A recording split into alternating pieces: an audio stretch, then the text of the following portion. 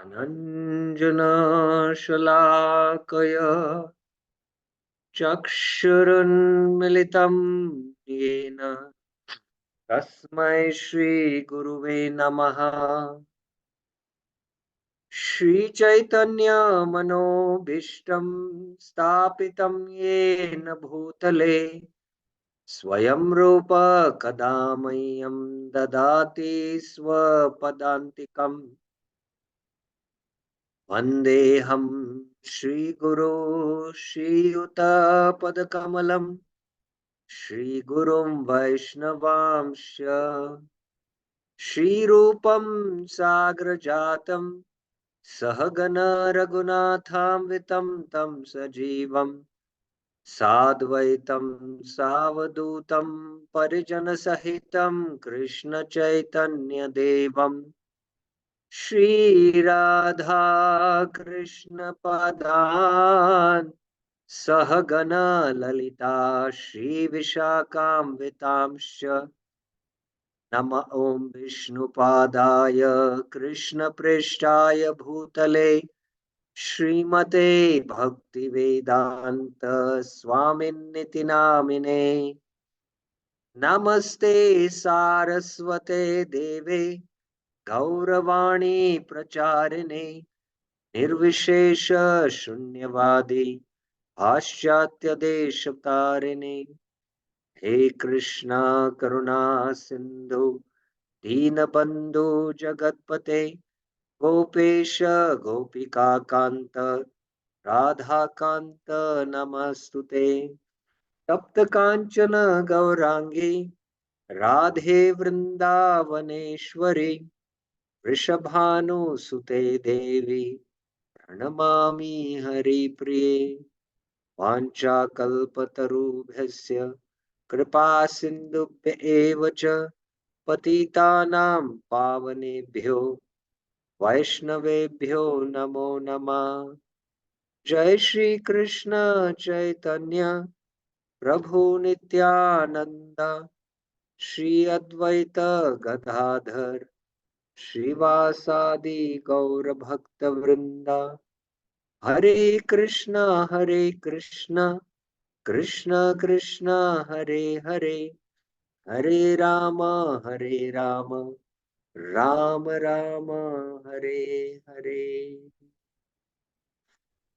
Hare Krishna. So welcome to the Sri Upanishads bhaktisashtri. Yesterday we completed the discussion on mantra 16. So today we will take up mantra 17. This is the last of the sections in the Isopanishads from mantra 15 to 18, where the prayers are offered to the Ishvara by the Rishi. And these 4 verses more point out to the personal aspect of the absolute truth. And the first 2 mantras, that is 15 and 16, yesterday and last week, what we saw, the prayer is of the Rishi to reveal beyond this dazzling effulgence of the Brahma Jyoti, to reveal his face and, reveal his beautiful form, which is the highest bliss. So that is the prayer of the Rishi. Now, in this last 2 mantras, that is 17 and 18, the Rishi is praying, let me surpass all the obstacles in this path and ultimately attain you. So that is a mood in this mantra. So let us see now mantra 17.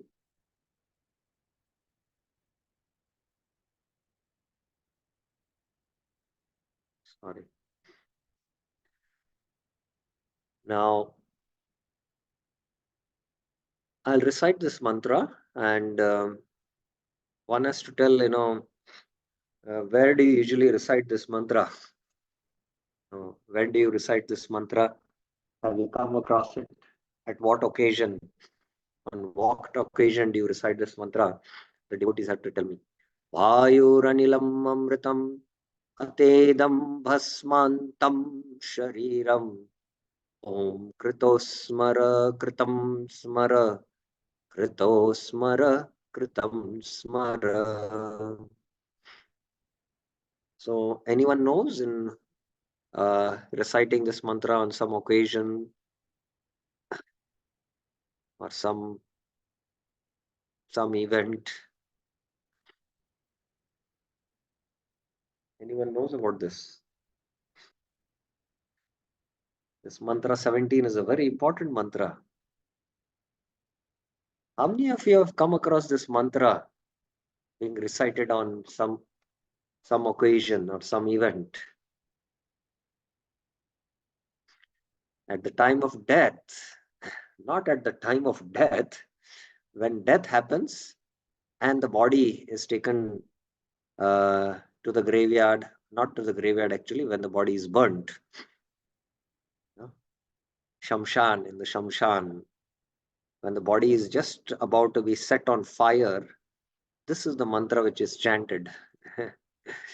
In the Anteshti Kriya, the final rites, uh, this mantra is chanted. So we should remember this mantra very, very uh, carefully.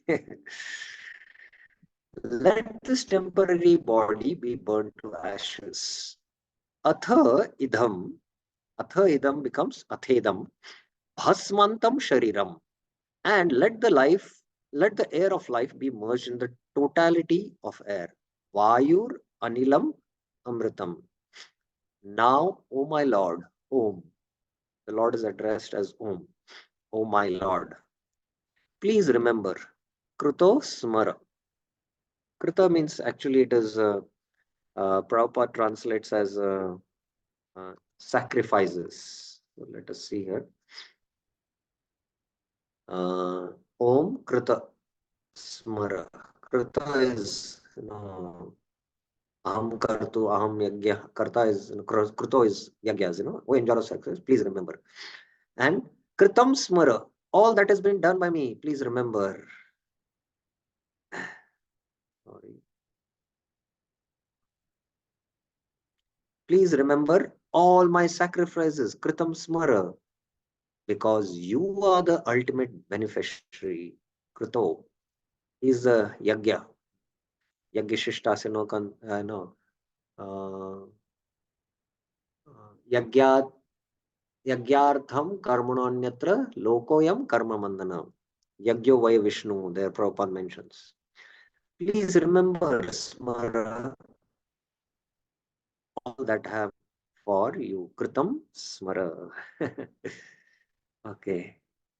So this is a very, very, heart-rendering devotional prayer you can see where the Rishi or the devotee is saying, please remember all the sacrifices I have done.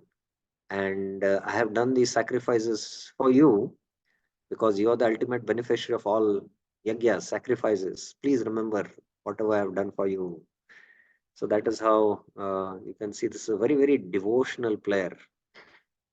Kritam Smara. Krito is O supreme beneficiary. So Prabhupada Krito here, he translates as O enjoyer of sacrifices. So very,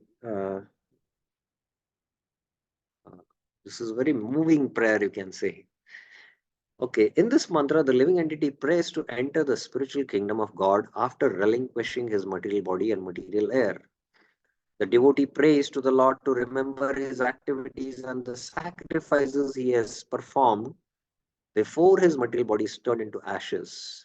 He makes this prayer at the time of death with full consciousness of his past deeds and of the ultimate goal. Okay. Now, we have been seeing that this last section, 15 to 18, is prayers to the Ishvara. And just I was discussing 15 and 16, take me beyond the white light to the Supreme Person. Now, 17 and 18, take me through all the obstacles of conditioned life to you. So this is the mood in these two mantras, last two mantras. So today we are taking 17. Now let's come to the overview.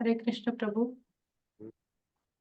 Chapter 2, it is correct, but the verse I'm confused. Prabhu. Okay, okay. If you don't the verse, at least you can paraphrase what exactly Krishna is saying.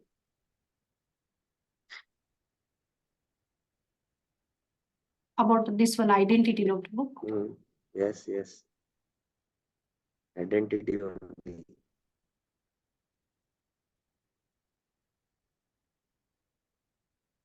I'm not sure, Prabhu. न त्वैवा एवाहं जातु नाशम न त्वं नेमे जनाधिप न चैव न भविष्यामि सर्वे वयम अथ परम.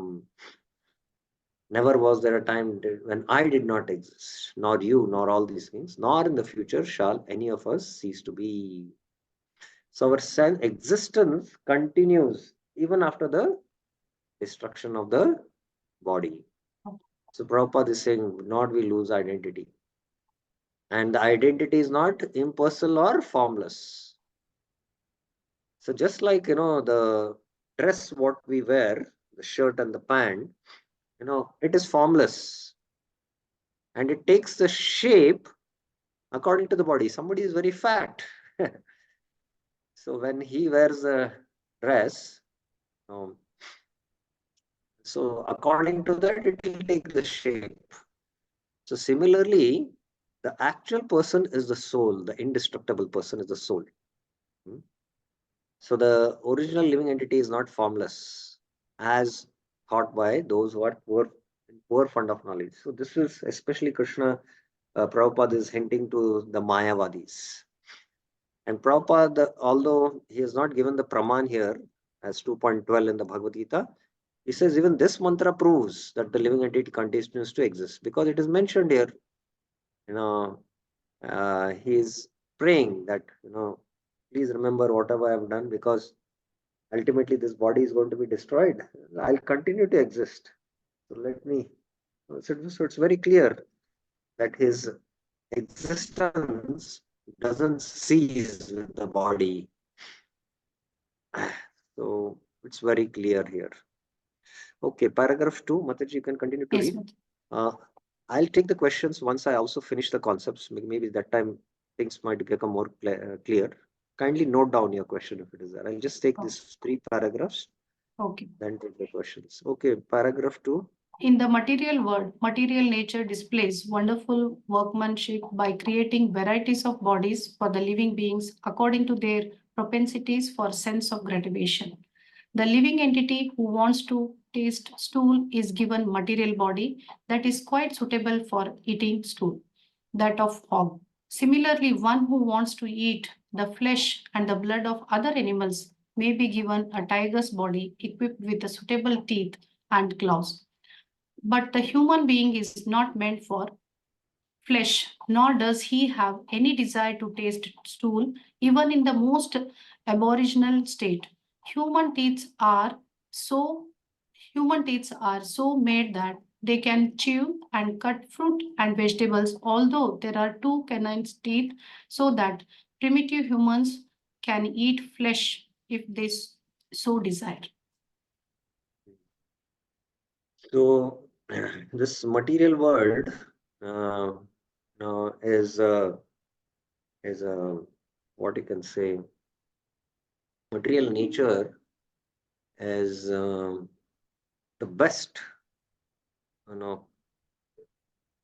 uh, craftsmanship where the bodies are crafted according to the desires, according to the desire. And Prabhupada is giving 2 examples. If you have a desire to eat stool, then you get a hog's body. You have a desire to eat flesh, then you get a tiger's body. And human body is not meant for eating flesh. Prabhupada proves that. Only those who are in the lower state of consciousness, uh, Prabhupada mentions that, there is uh, uh, uh, license given primitive humans to eat if they desire that. Okay, paragraph 3. But in any case, the material bodies of all animals and men are foreign to the living entity. They change according to the living entity's desires for sense gratification. In the cycle of evolution, the living entity changes bodies one after another. When the word was full of water, the living entity took an aquatic form. Then he passed to vegetable life, from vegetable life to worm life, from worm life to bird's life, from bird life to animal life, and from animal life to the human form. The highest developed form is the human form when it is possessed of full sense of spiritual knowledge. The highest development of one's spiritual sense is described in this mantra. One should give up the material body, which will turn to ashes, and allow the air of life to merge into the eternal reservoir of air. The living being's activities are performed within the body through the movements of different kinds of air, known in summaries as prana vayu. The yogis generally study how to control the airs of the body. The soul is supposed to rise from one circle to air to another until it rises to the Brahma Randra, the highest circle. From that point, the perfect yogi can transfer himself to any planet he likes. The process is to give up the one material body and then enter into another. But the highest perfection of such changes occur only when the living entity is able to give up the material body altogether, as suggested in this mantra, and enter into the spiritual atmosphere where he can develop a completely different type of body, a spiritual body which never has to meet death or a change. Change. So after Prabhupada explains that human form of life is not meant for eating flesh, but then he comes to the point in this paragraph that whether it is animal body or human body, it is the dress is foreign, and these dresses are given based on the desire for sense gratification, and these evolution, the whole evolution Prabhupada speaks about what is there in the Padma Puran, Jalaja Navalakshani, whole evolution, how it happens. And it's only not all human beings have this development of this full sense of spiritual knowledge. Only then you are in the human form of life. So, and this mantra hints giving up this body and merging the life air into the totalitarian air, and ultimately remembering the Lord at the time of death, so that he can attain a spiritual body. This is the highest development. Prabhupada speaks the highest development here. And then he speaks about the air, Vayur Anilam Vair. He mentions how the Ashtanga yogis, they they regulate the movement of the prana in the body, because there is yama, niyama, asana, and then there is pranayam, then pratyahar. So by the process of pranayam, they regulate the subtle airs which are flowing in the body, and then they lift this circles of air. There are these 7 circles, 6 are there. The 7th is the Brahmarandra. So, and from there, once situated there, they can go to the higher realms. But again, you're going to accept another body. But this highest level is to give up material body altogether and enter into the spiritual atmosphere and develop a completely different type of body, that is a spiritual body which never meets death. Now, just like the soul in the material world, the soul is spiritual, and the combination of uh, the soul with matter, material energy, which we call as the living entity, just like matter develops because of the presence of the soul, so matter can expand because of the presence of the soul. We can see that. We saw the difference between living and non-living. The living being undergoes shad There is growth, maintenance, byproducts, and then dwindling, and then there is death. Whereas matter there is no growth. Like a stone, which is of a particular shape, it will remain like that only. It will not grow because there is no spirit inside it. So just like matter expands because of the presence of spirit, similarly, spirit can expand and develop spiritual bodies. So this is the idea Prabhupada is giving here. So now let's go into the some of the important concepts. So here, the material body is a foreign dress. It must be given up. We can have different attitudes towards the body. In the path of karma, the attitude is to romanticize, enjoying of the body by sense gratification. This is what Prabhupada has been speaking, right up till heavenly bodies, heavenly pleasures you can take.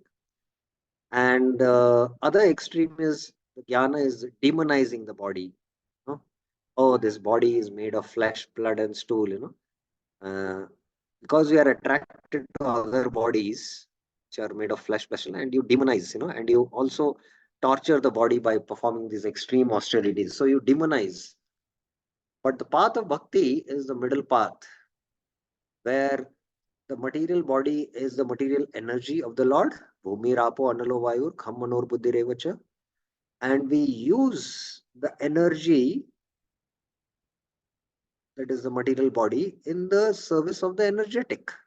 So we utilize, and that's how we spiritualize by the process of bhakti. So these are the different attitudes we can have towards the body. And Prabhupada in paragraph 2 spoke about the natural evolution from lower to higher. So we are dressed for and dressed by our desires. Please understand this statement. We are dressed for and dressed by our desires. So just like, dress for sports, you have a desire to play cricket, so that is dressed by desires. And because you have the desire to play cricket, you have to put on the dress, of a, track pant and all that, pads and all, you have to get dressed for. And suppose you have to go for a wedding, marriage. So you have a desire to wear a nice silk sari because you have that desire to wear. And you are dressed for the occasion for going for a marriage. So like this, we are dressed for and dressed by our desires. So kindly note this point. Even in devotee circle, we should be quite careful and thoughtful that why are we so much dressing ourselves. The body itself is one dress, and on top of that another dress you put on, another deeper covering. Huh? So the consciousness is very important here.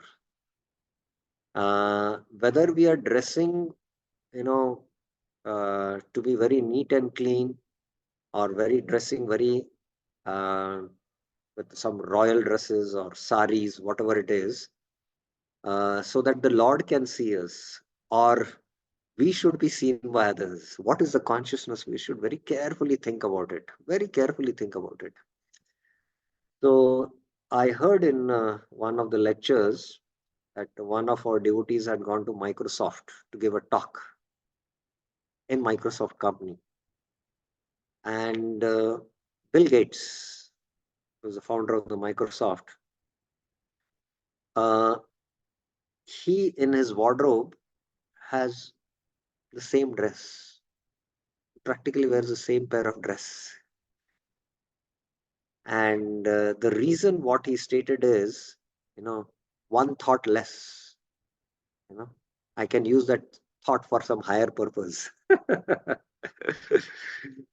you know, if oh, which dress I should wear today, your thoughts go into that, no? Oh, this is better, or this is better. You're wasting your thoughts on that. Instead of that, let me think about how to expand my company. So it is a little higher thought, but not a spiritual thought, but So similarly, a devotee should be, thoughtful, that they should more uh, move towards spiritual thoughts and not get so much absorbed about these things. So that was something just wanted to share, that we are dressed for and dressed by our desires. Okay, so we have finished discussing paragraphs 1 to 3. Any questions anyone has?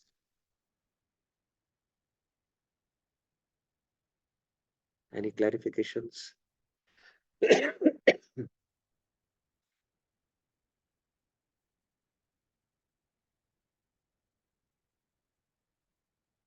No, okay. So let's go to the next section.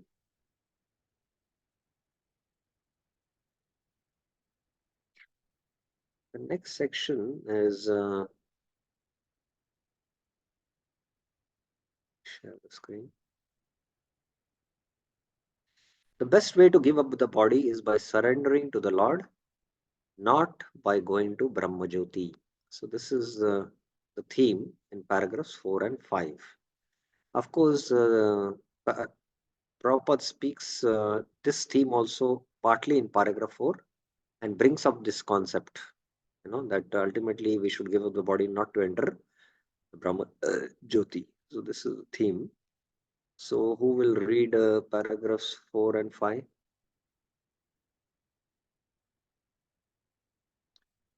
Any volunteers, or I should select?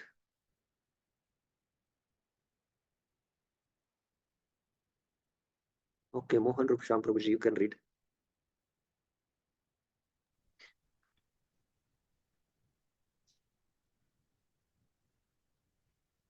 Okay, Prabhuji, Hare Krishna.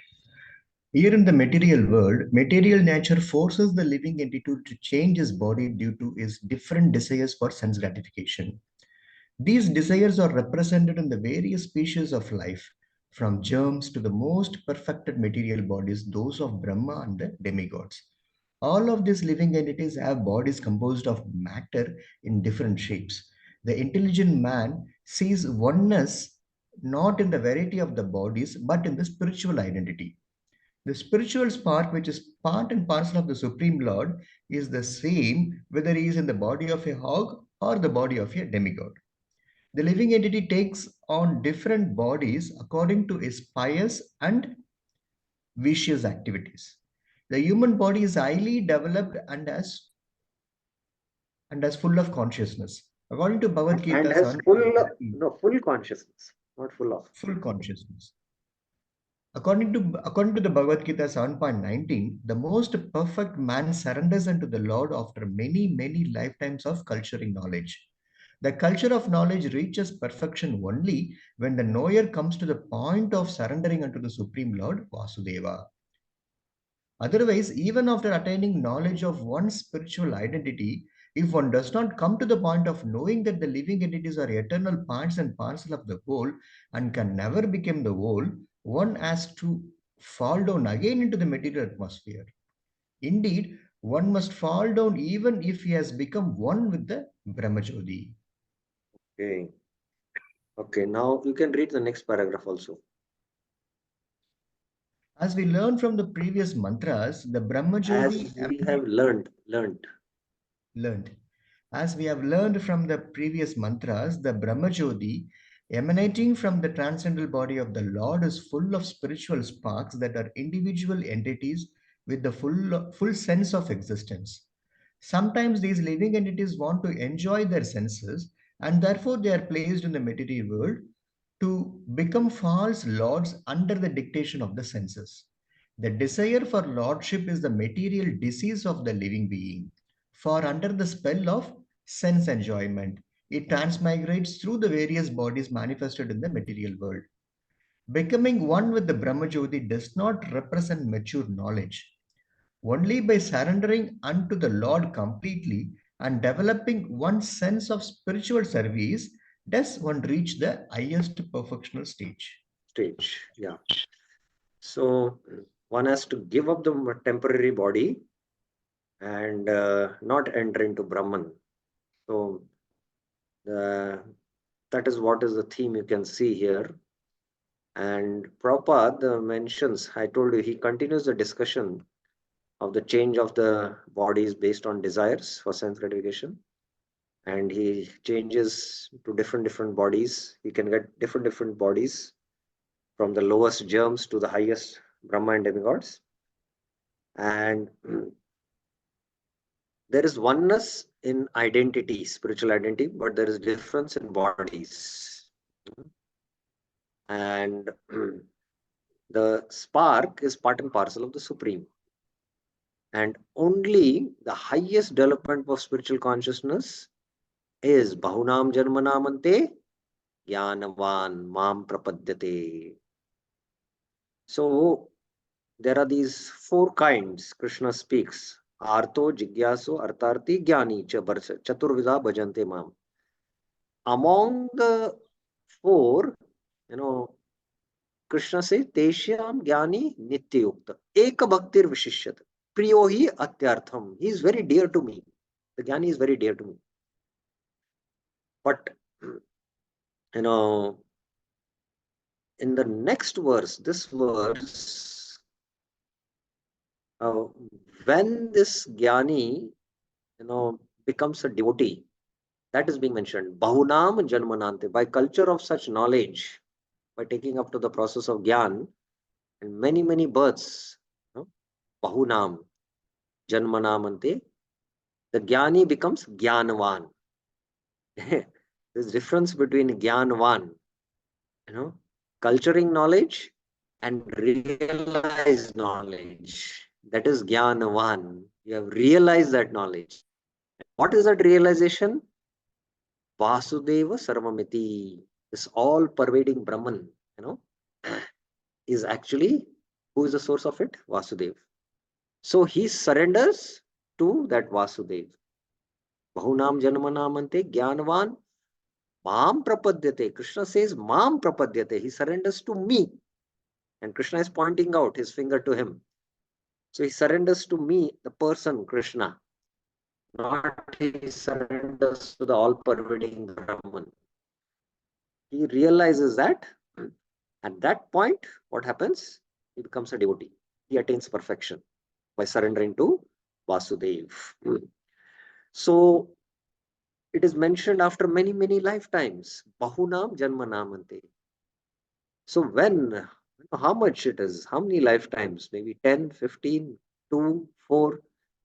So when does that, transition happen that the Jnani becomes a devotee? Anyone, any thoughts on this?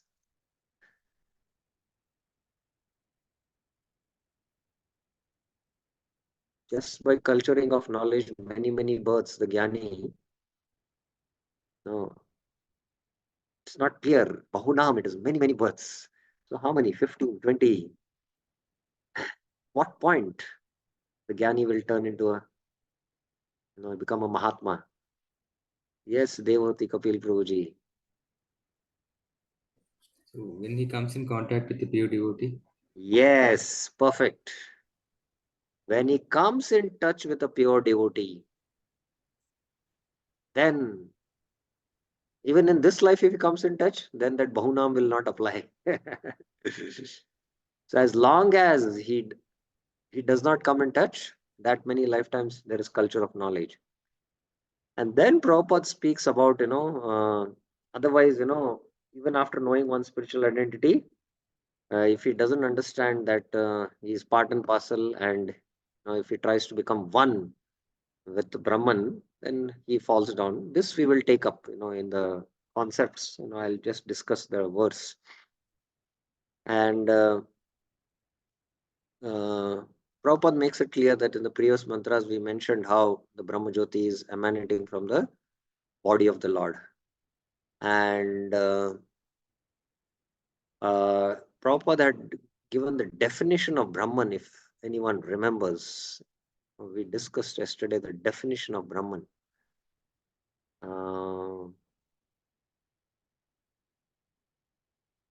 Definition of Brahman is very interesting.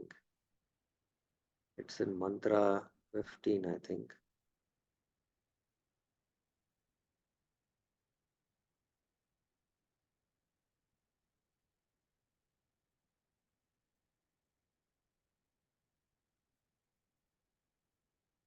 Definition of Brahman, Prabhupada gave it. I remember very clearly. We read it. Anyone knows where Prabhupada? Ah, yes, it is there. It is there in yesterday, Mantra 16 only. Prabhupada spoke about it.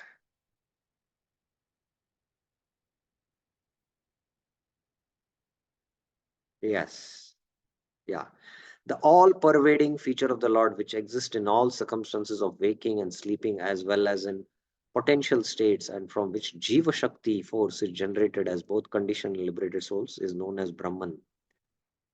Very interesting definition to be meditated. Prabhupada is speaking from the Sandarbhas of Jiva Goswami, the Siddhanta.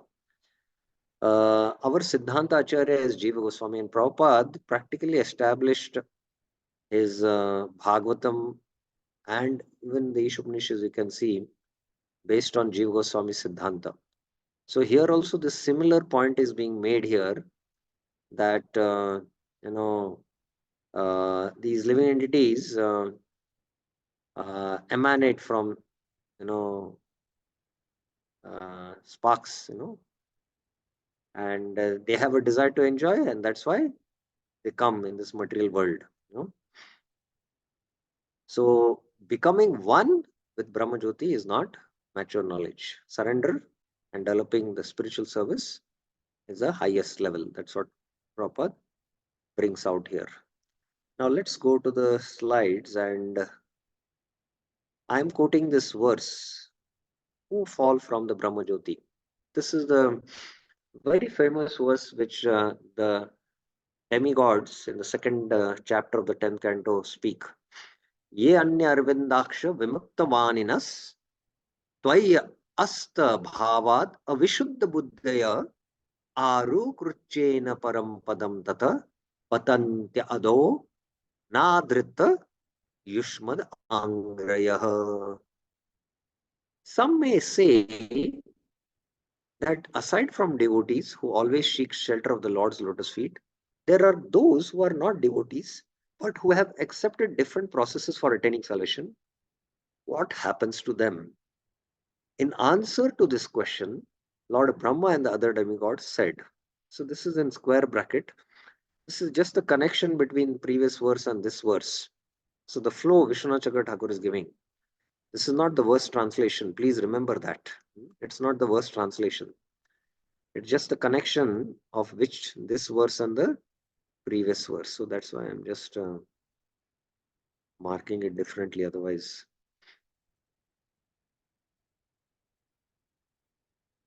okay. So now let's go to the translation. O lotus-eyed Arvindaksha, although non-devotees, ye anye, who accept severe austerities and penances to achieve the highest position, aruva krichena parampadam, to attain the parampadam, may think themselves liberated. Vimukta manina, their intelligence is impure. Avishuddha buddhaya, they fall down from their position of imagined superiority. Tata asta bhavat patanti other, because they have no regard for your lotus feet. Anadrita yushmada angraya. Adar means to respect. Anadrit means to disrespect. Yushmad is dvivachana. Angraya refers to the lotus feet, because they offend your lotus feet. That is the point being made. Now, kindly let us carefully go into the purport of Vishwanath Chakravarti Thakur on this, and let's try to understand. And after we discuss this, if you have questions, we'll take up. Now, what Vishwanath Chakravarti Thakur says, for the Vaishnavas, the material world is like a calf's footprint. But for the Gyanis who do not accept the spiritual form of the Lord, the material ocean is difficult to cross.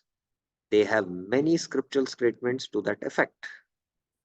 Krucho mahan hi pavarnamam aplevasham sadvarga nakram asukena titir shanti tattvam harer bhagavato vajiniyam angrim kritvodupam vasanam uttara dustararnam.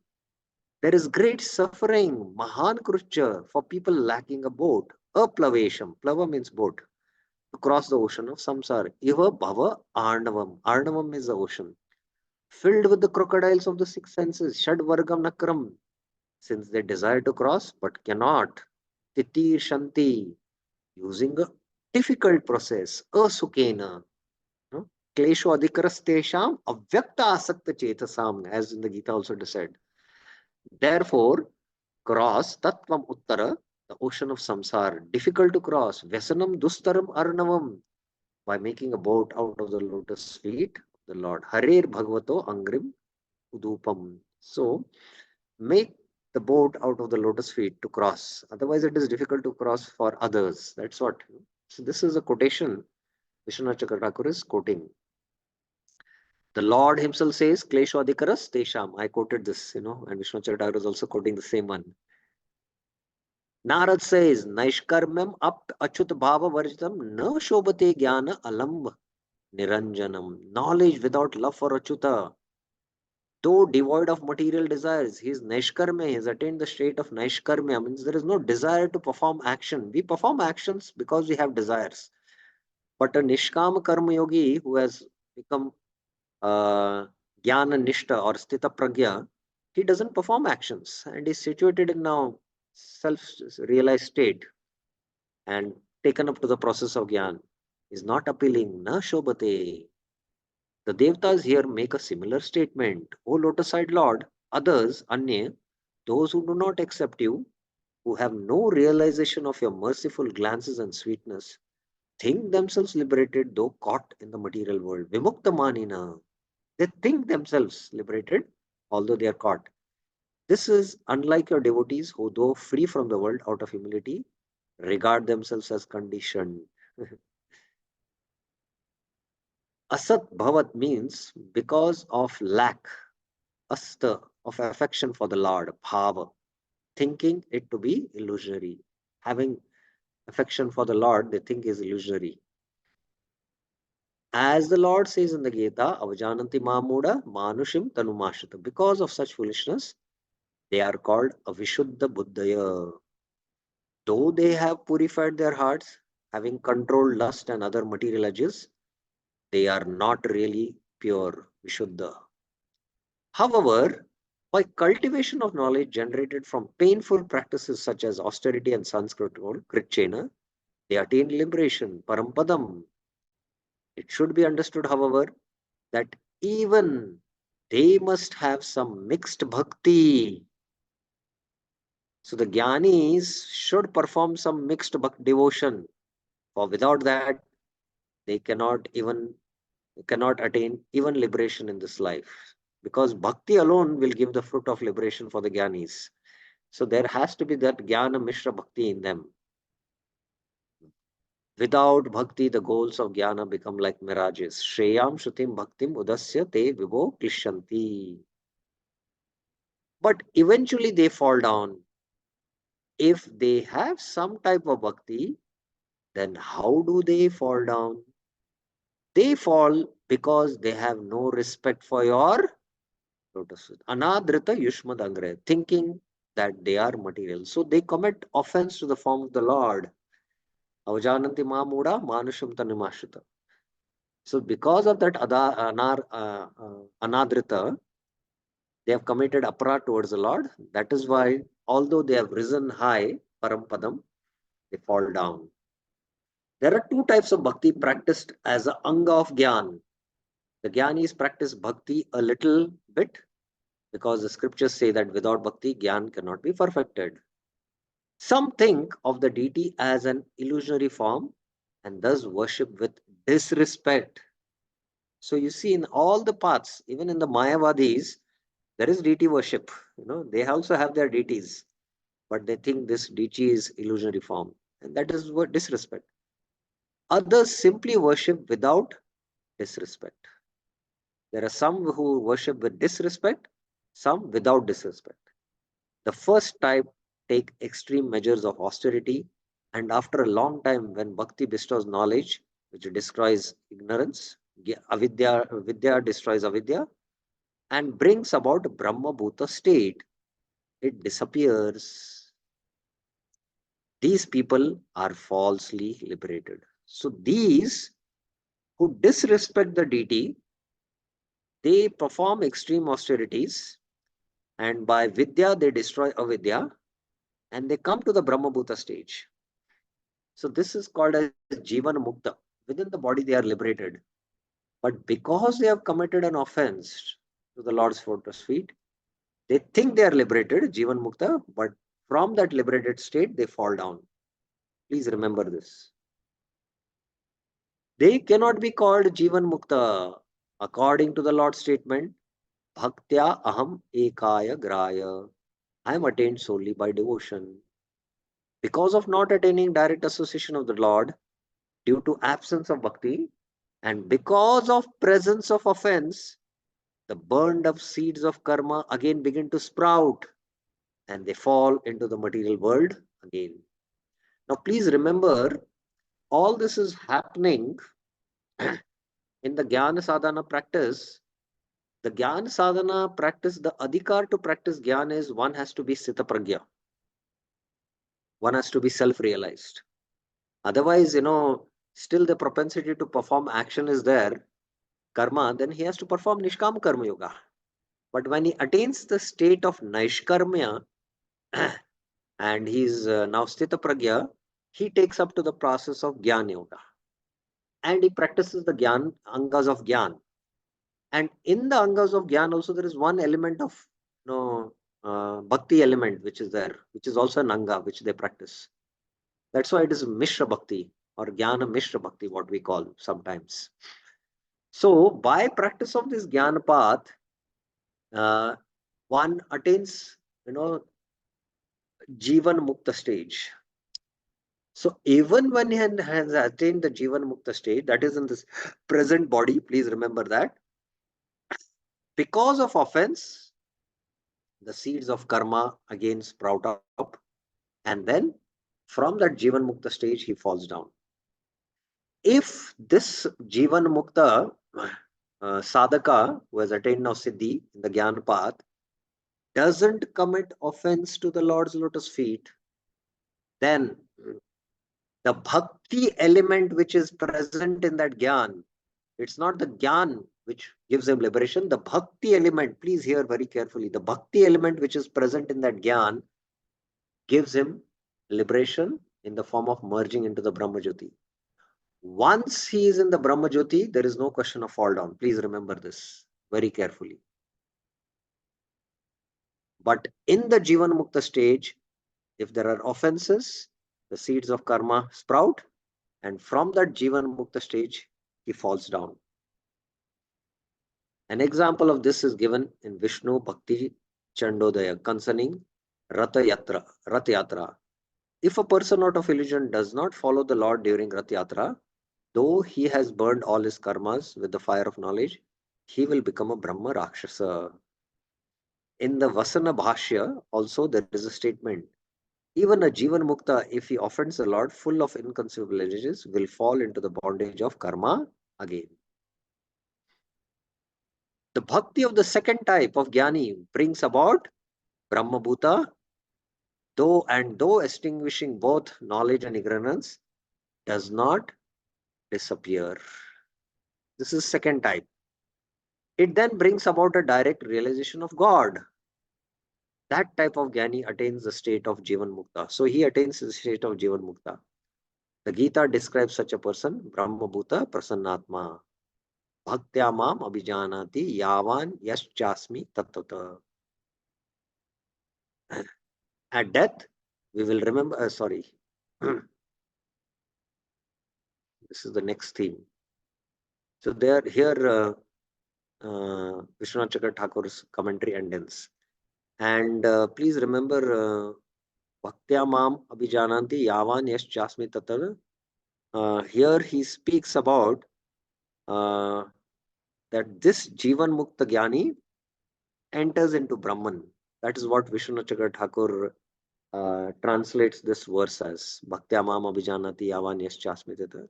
Prabhupada gives doesn't go by the flow, but directly gives a interpretation based on bhakti. Now, Prabhupada, in many of the purports, emphasizes this point that even if one has, you know, uh, that one has to fall down, one falls down from the Brahmajyoti. Now, Prabhupada does this because, and Prabhupada is going this explanation of Vishnu Chandra Thakur in also in some of his purports. We'll have to carefully study, study the Purva Paksha, the Uttar Paksha, and then draw the Siddhanta. So Prabhupada, does that because he doesn't want us to get attracted or think about the Brahman only. In the Shad Goswami Ashtakam, there is one of the prayers by Srinivas Acharya, Taktva Turnamashesha Mandalam, or I don't recollect, that the six Goswamis have come to save us from the uh, jaws of the crocodile of impersonal liberation. So that is the, in the song it is there. And I'm not able to recollect which line. And then Raghunath Das Goswami also, in his Manashiksha prayers, he says, Asadvarta Vesha Vrishajmati Sarvasvaharani Kata Mukti Vyagra Nashunu Kila Sarvatmagilani. Asadvarta, material talks, Vaishya, he compares it to a prostitute. Just like a prostitute, robs the wealth of a person, Vishud Mati Sarvasya Harani. So, this Asadvarta steals our consciousness, which should flow towards Krishna and flows towards material consciousness. And then, Kata Mukti Vyagra. The Mukti Kata is compared to the tigress. Na shunu. Don't hear Atmaglini, because it is a spiritual suicide. So that's why Prabhupada is very heavy and makes this point very emphatic. But the point here from Vishwanath Chakra Thakur's commentary, we should understand that this second type of Jnani who don't offend the Lord's lotus feet, ultimately they'll attain the realization. And because they have a desire to, merge in the impersonal Brahman, they become Jivan Mukta. And from Jivan Mukta, if they don't commit offense, when they leave the body, they become Vidheya Mukta, ultimately attain the Brahmajyoti. And once one attains the Brahmajyoti, there is no question of fall down. The fall down happens only when they have Jivan Mukta and they have committed offenses, and then Patantiyada. From there, that Jivan Mukta state, liberated state, they fall down back in the material consciousness. Okay. Any questions on this?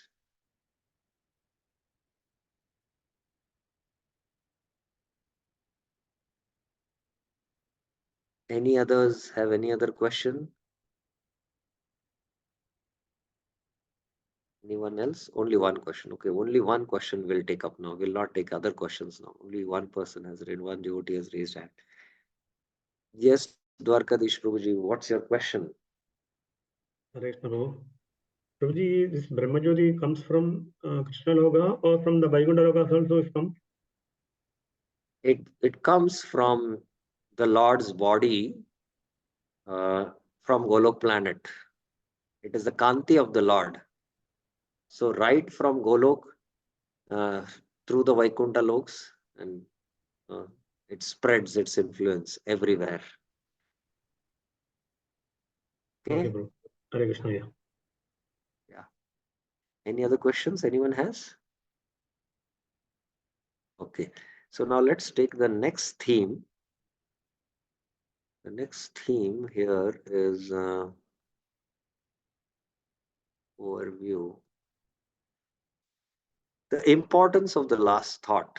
So maybe this is the last theme we will discuss for today, because this is a very long purport. We'll have to devote 2 classes for it. So the last thought, let us go through paragraph 6 and 7. Okay, so who will read?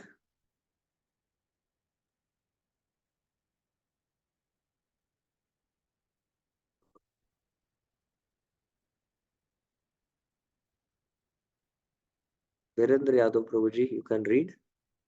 You are okay to read?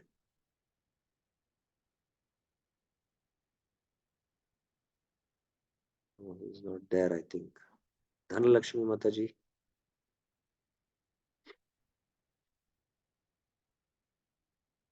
Hare Krishna Prabhu.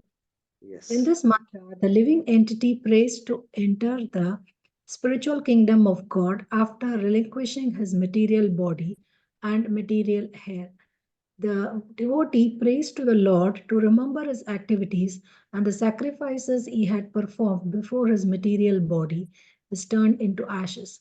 He makes this prayer at the time of death with full consciousness of his past deeds and of the ultimate goal. One who is completely under the rule of material nature remembers the heinous activities he performed during the existence of his material body, and consequently, he gets another material body after death. The Bhagavad Gita 8.6 confirms this truth.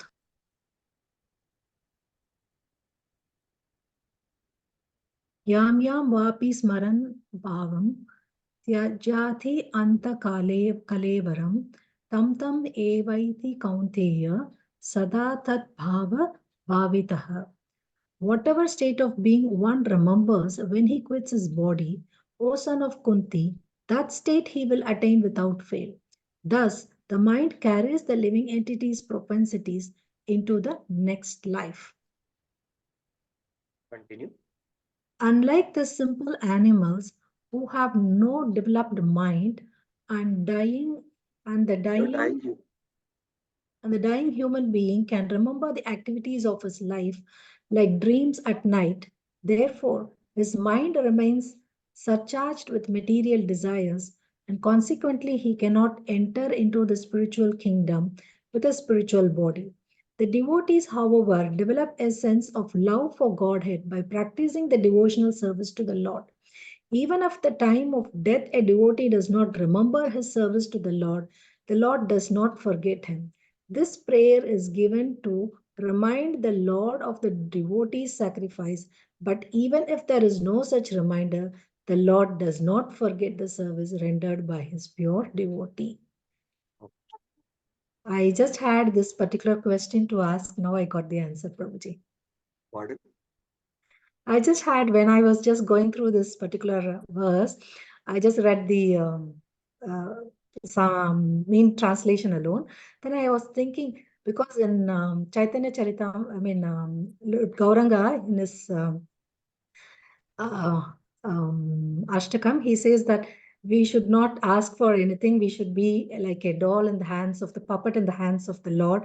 So let him do whatever he wants to. But we should always hold on to his lotus feet and do service unto him.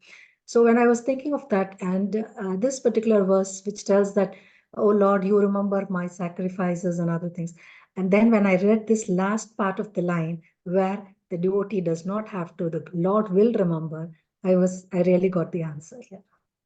Actually, I wanted to ask this question to the devotees in the end, but since you brought out this point, actually this prayer in this mantra of this Isopanishads is, according to some of the acharyas, not a sign of a pure devotional or a pure devotee practicing Shuddha Bhakti. It's more of a Mishra Bhakti. Because he's telling, please remember my deeds, my activities. So that's why Prabhupada is making it very clear that although the devotee here is praying, Prabhupada, see, here he's mentioning the devotees, however, develop a sense of love for Godhead by practicing, even if at the time of death the devotee does not remember the service of the Lord does not forget him. And this prayer is given to remind the Lord of the devotee sacrifice. But even if there is no, the Lord does not forget the service rendered by his. Now here Prabhupada uses what? Pure devotee. Prabhupada has not used here pure devotee, and here also not pure devotee. Can you see the difference? Yes.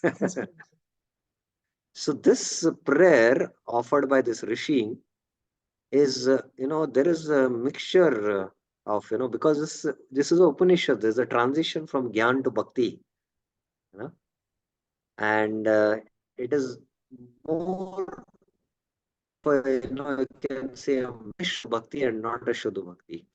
So your understanding is right, and Prabhupada is making it clear because he's giving us his devotional permits, and how fine Prabhupada is, in mentioning it. Here he doesn't refer it as pure devotee and pure devotee, but here he pure devotee, Prabhupada says, doesn't say, please remember all this, because he's absorbed in the service of the Lord, and that's not his business. न धनम न जनम न सुंदरीम कवितम वा कविताम वा जनी भवतार भक्ति रहे अहेतुकी. Let me take birth if you want, whatever you desire, but let me have ahetuki bhakti. So that is pure devotional service. So here in this two paragraphs, the last thought, he should remember the activities and sacrifices he has performed before his body is turned into ashes. And this is the prayer at the time of death. And there is full consciousness of the past deeds. Now, it has been my experience in the past many years, especially devotees sometimes go through a lot of crises in their lives, sometimes severe health crisis. And they speak about, their relatives or their parents when they're at the time of death. Certain pious, not usually pious, but impious deeds or sinful acts, what they have done, and that comes to their consciousness, and they are repenting for it. Actually, they are getting purified in one sense. So these are the kinds of thoughts which come, and Prabhupada is making it clear. One who is under material nature remembers the heinous activities he has performed during the existence of the material world, and that's why he'll get that kind of a body. And Prabhupada quotes this very important principle: Yam yam vapi smaran bhavam tajantante kalavam tam tam eveti kaunteya sada tad bhava bhavita bhava. So we'll when we see the slides, we will go into it. So the prayer, this is the prayer in this paragraph Prabhupada is explaining. Now, okay, let's go to the slides.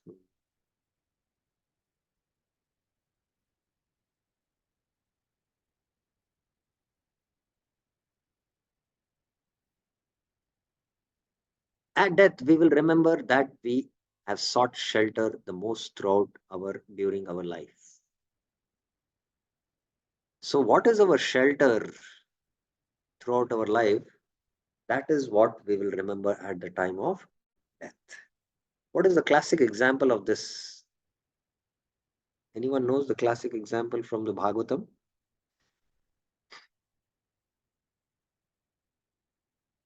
For this statement, Mohan Rup Sham Prabhuji, yes.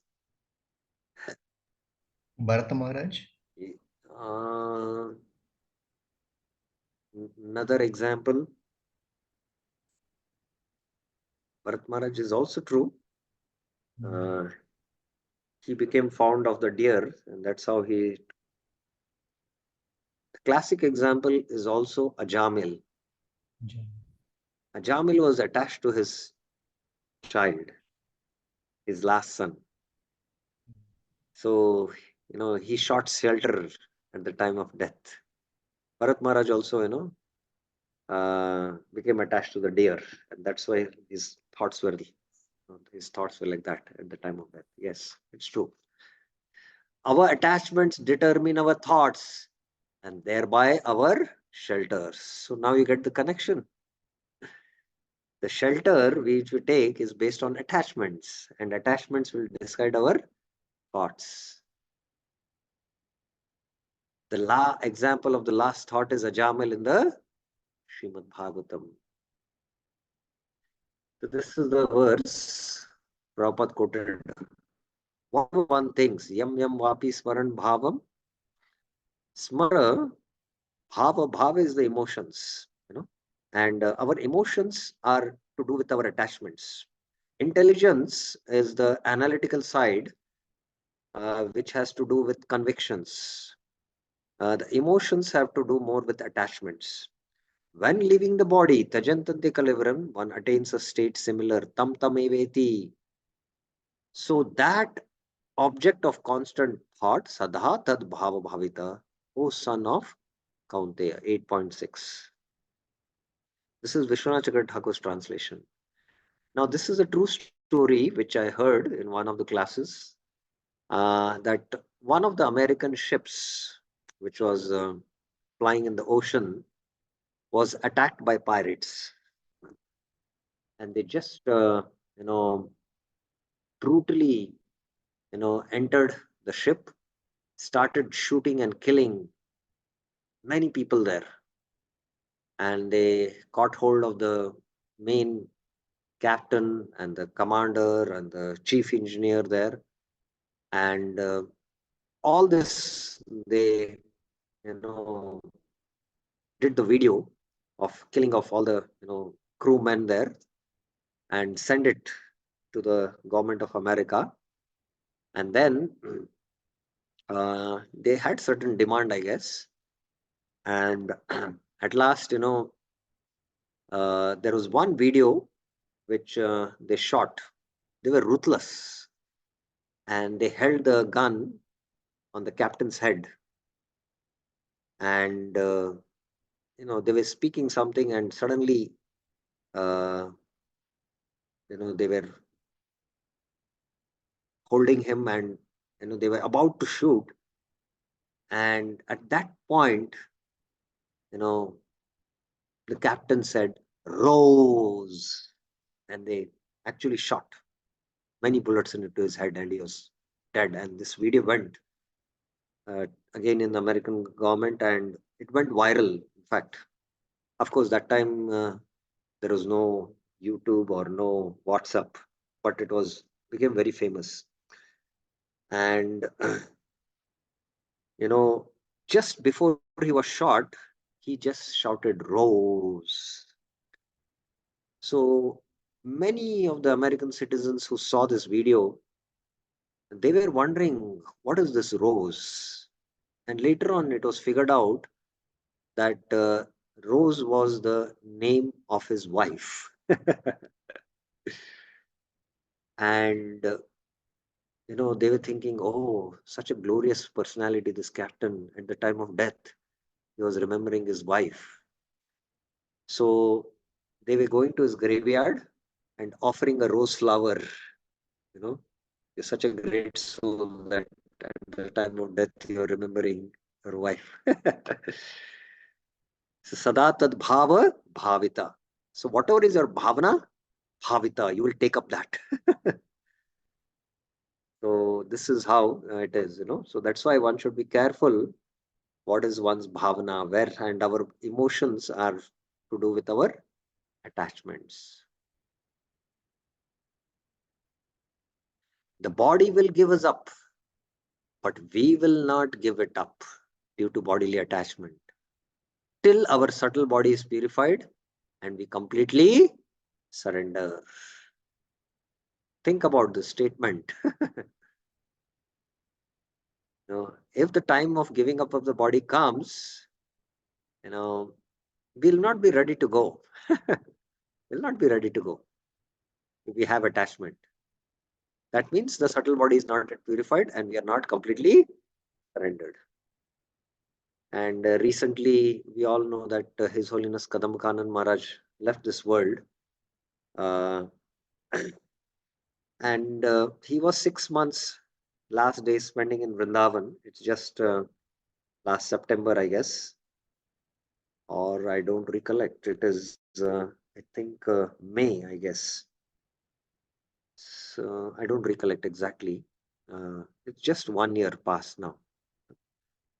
And I remember Maharaj was, in spite of his last days and he's in bad health, he was conducting parikrama of Vrindavan for all the devotees and disciples. He was giving regular Bhagavatam class, leading the Kirtans, and he was meeting devotees, and everyone knew that he is leaving.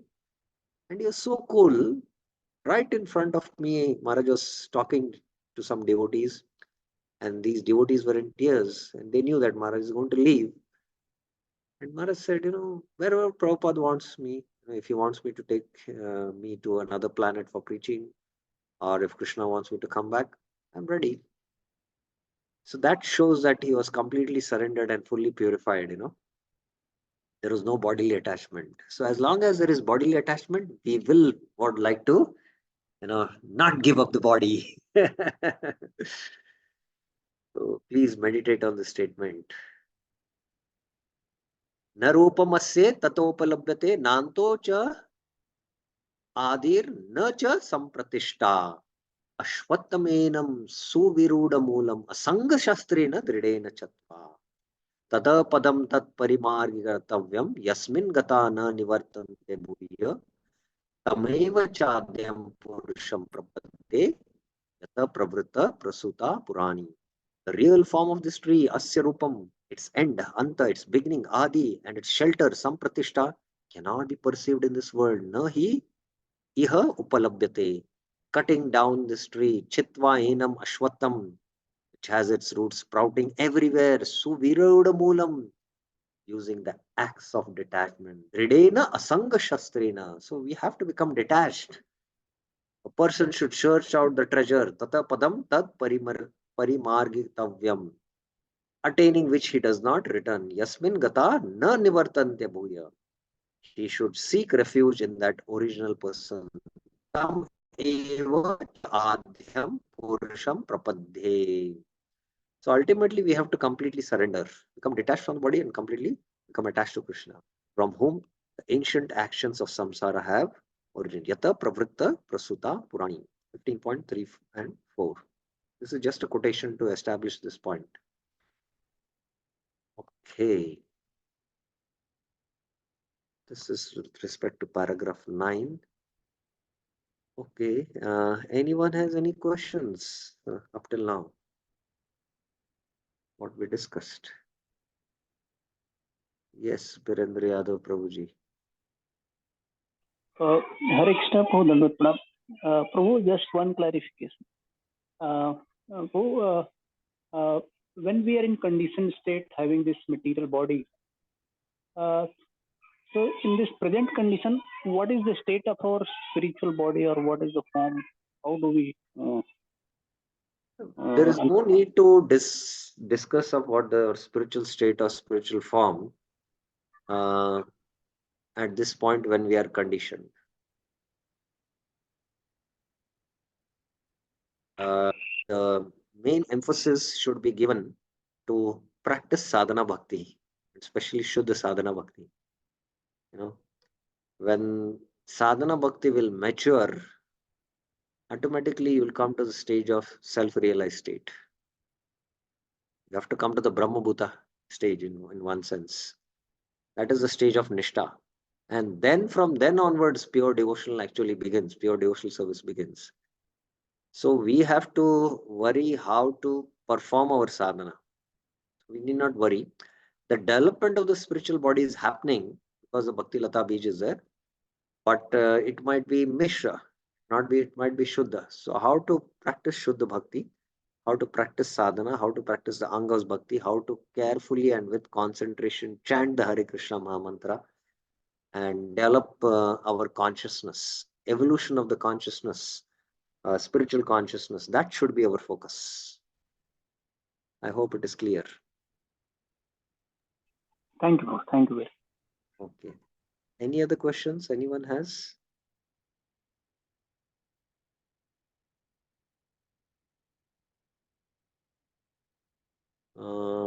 Okay, so time is up and the other themes we will discuss in the next class. And then there is the last mantra, that is mantra 18. So by next week, we will finish the syllabus. Okay. Thank you very much. Srila Prabhupada ki Jai. Shri Upanishads ki Jai. Hare Krishna.